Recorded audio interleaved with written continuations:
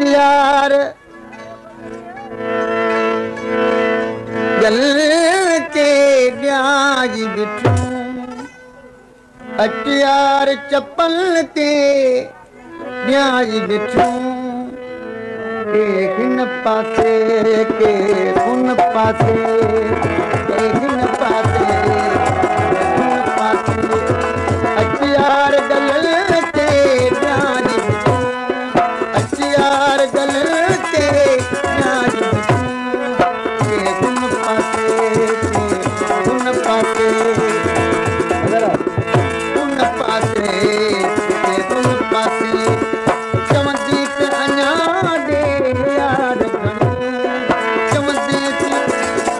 जनाब रईस जो खान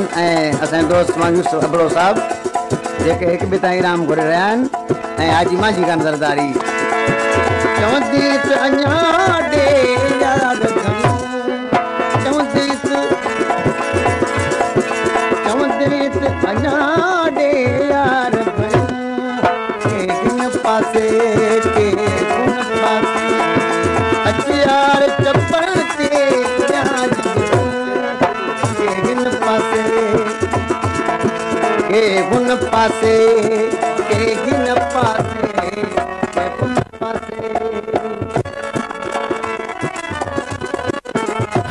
पेशकश एसके अबड़ो इंटरप्राइज।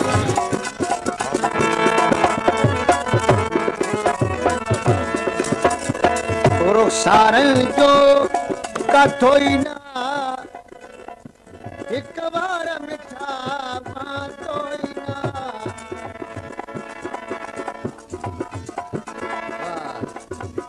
बादो बादो बादो सारन जो जनाब रईस जो खान ज़रदारी जे 100 रुपए इनाम ॾिनो इनाम तो हूँ तमाम घणो ॾेई रहिया आहिनि पर नोट 100 जो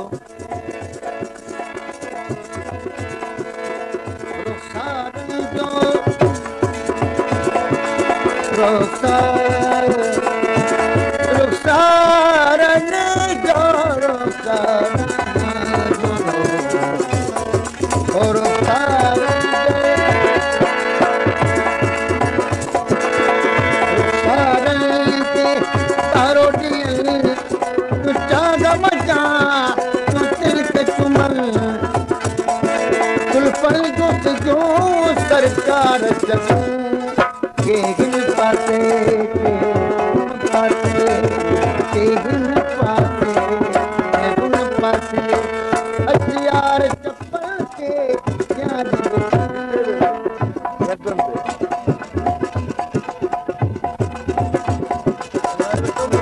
अटियार गल के न्याज के हुन पासे के हुन पासे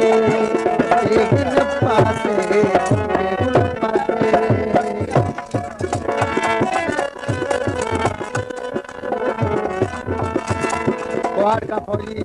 मोहम्मदीन मंजूर अली हबीबुल्लाह शरफदीन साईं तो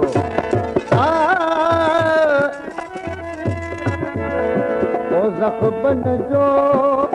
कथोई ना ज़ख़्बन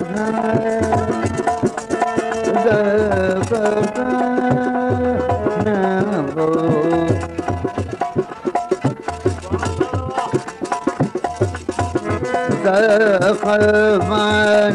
जो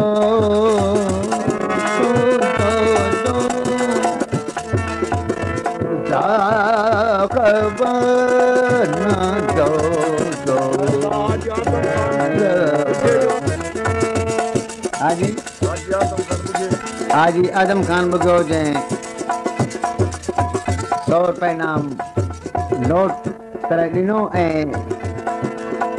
दस्ती नाम अञा ॾेई रहियो आहे। ज़ख़्बन जो कथोई ना हिकु बार मिटा मातोई ना ज़ख़्मन के अची बच पार पटूं के हिन पासे के हुन पासे अटियार चप्पल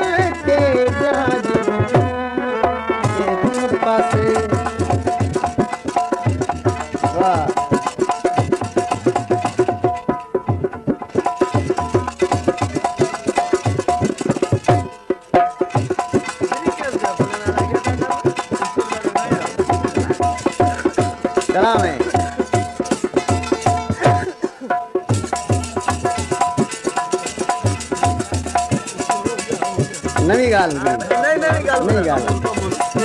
लख साल बुखे आज गज सजण एक बार बुखे आज गज सजण